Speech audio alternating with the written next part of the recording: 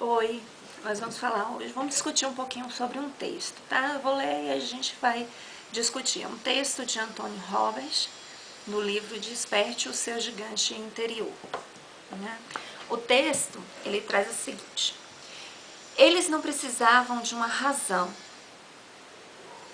foram até lá apenas porque ele era de descendência judia. Os nazistas invadiam sua casa, prenderam-no e a toda a sua família. Foram conduzidos como gado, embarcados no trem e enviados para o infame campo de extermínio. Seus pesadelos mais terríveis nunca poderiam prepará-lo para ver toda a família fuzilada diante de seus olhos. Como poderia sobreviver ao horror de ver as roupas do filho em outra criança? Porque o filho morrera em decorrência de um banho de chuveiro? Mas, de alguma forma, ele continuou. Um dia, contemplou o pesadelo ao seu redor e confrontou uma verdade inevitável e permanecesse por ali mais um dia sequer, também morreria. Tomou a decisão de que precisava escapar e de que a fuga deveria ocorrer imediatamente.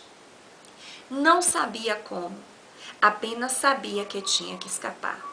Durante semanas, perguntara aos outros prisioneiros: como podemos escapar deste lugar horrível? As respostas pareciam ser sempre a mesma. Não seja tolo, não há escapatória. Formular tal pergunta só servirá para torturar sua alma. Limite-se a trabalhar com afinco e rezar para sobreviver.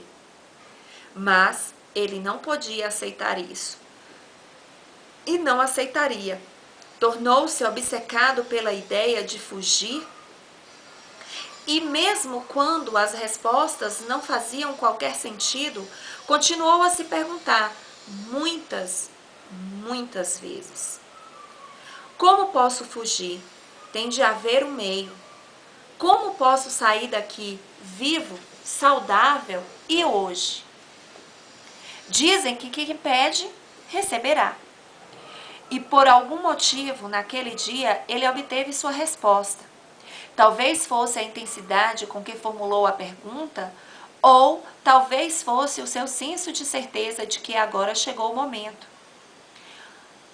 Ou talvez fosse apenas o impacto de focalizar de forma insensata a resposta a uma pergunta veemente. Seja qual for o motivo, o poder gigantesco da mente e do espírito humano despertou naquele homem. A resposta surgiu por imediato de uma fonte improvável.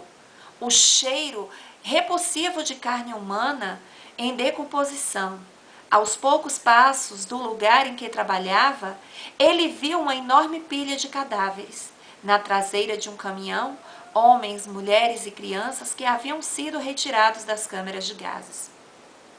As obstruções de ouro já haviam sido arrancadas dos dentes. Tudo o que possuíam, quaisquer joias, até mesmo as roupas, foram retirados. Em vez de perguntar como os nazistas podem ser tão infames, tão destrutivos, como Deus pode permitir uma coisa tão monstruosa, por que Deus fez isso comigo? Ele fez uma pergunta diferente. Como posso usar isso para escapar? E no mesmo instante ele obteve a resposta. Ao final do dia, quando o grupo de trabalho voltava para o alojamento, Leque escondeu-se atrás do caminhão. Numa fração de segundos, quando ninguém olhava, tirou as roupas e se meteu na pilha de cadáveres. Fingiu que estava morto, permanecendo absolutamente imóvel, mesmo quando mais tarde foi quase esmagado, ao jogarem mais cadáveres em cima dele. O cheiro fétido de carne em decomposição e envolvia-o por completo. Ele esperou e esperou, torcendo para que ninguém percebesse que havia um corpo vivo naquela pilha de morte, torcendo para que mais cedo ou mais tarde o caminhão saísse dali. Ouviu finalmente o ronco do caminhão sendo ligado. Sentiu o caminhão estremecer.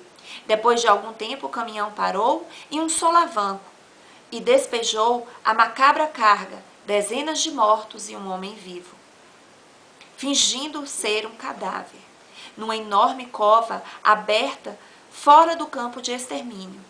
Leque permaneceu ali por horas, até o anoitecer. Quando teve certeza de que não havia ninguém por perto, saiu da montanha de cadáveres e correu nu por 70 quilômetros até alcançar a liberdade. O que a gente deve pensar agora era qual era a diferença entre Leque e todos os outros no campo de concentração. O simples fato dele ter feito a pergunta, o simples fato dele ter repetido essa pergunta várias vezes e nunca ter desistido, pois é, isso é o que mostrava a diferença entre ele e os outros no campo de concentração. Claro que ocorreu várias diferenças críticas, né? Mas o fato dele formular uma pergunta diferente foi extremamente importante para ele alcançar o seu objetivo, né? E observe uma coisa, perguntou com a expectativa de receber uma resposta. E seu cérebro ofereceu uma resposta que lhe salvou a vida. As perguntas que ele fez naquele dia levaram-no a tomar decisões em frações de segundo, produzindo ações que tiveram um impacto significativo em seu destino. Mas antes que ele pudesse obter a resposta, tomar a decisão e entrar em ação, teve de formular para si mesmo as perguntas certas. Então, primeiro, eu devo me perguntar. Eu devo me perguntar o que é realmente que eu quero. E ter a certeza de que pergunta é que eu estou fazendo. Essa pergunta tem que ser a pergunta certa. Para o coaching, a gente fala sobre as perguntas poderosas, né? E aí, quando eu me faço essa pergunta, meu próprio cérebro, ele vai me dar a resposta de que eu preciso. Mas para que eu obtenha essa resposta, eu tenho que tomar uma decisão e entrar em ação. Não adianta nada. Para mim alcançar o sucesso, eu tenho que ter decisão, poder de decisão, o poder de ação, né? E eu tenho que, antes disso, fazer a pergunta certa para me obter aquela resposta. Porque o nosso cérebro, ele vai dar essa resposta, independente ou não do que a gente quiser. Neste livro, o Desperte o Gigante Interior, Antônio Roberts, ele fala exatamente que nós vamos aprender que as convicções afetam nossas decisões. Então, ele tinha certeza que ele ia ter a resposta. Ele tinha convicção disso.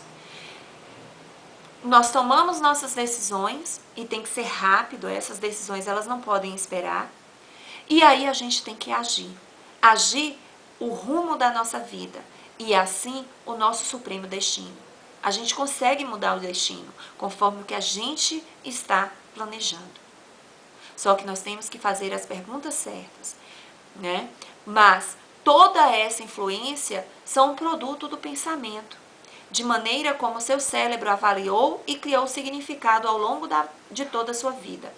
Portanto, para chegar ao fundo de como criamos nossa realidade, numa base cotidiana, precisamos responder à pergunta: como exatamente pensamos? Né? Então, eu estou colocando 12 vídeos, né, sobre afirmações que nós normalmente temos essas afirmações negativas. Desde quando nós fomos criados, isso passa pelo fator da crença e aquilo passa a ser verdade para a gente. Só que aí, quando a gente muda para os pensamentos positivos, a gente obtém uma resposta melhor. A gente obtém um melhoramento. Só que não adianta eu chegar e falar assim, eu sou o melhor, eu sou o sucesso, eu sou isso. Não adianta. Eu tenho que falar com convicção, tem que ter emoção. E eu tenho que ter certeza. Claro que no início, gente, tudo vai parecer mentira para o cérebro. Que não é verdade, que aquilo ali é fantasia, é coisa da minha cabeça.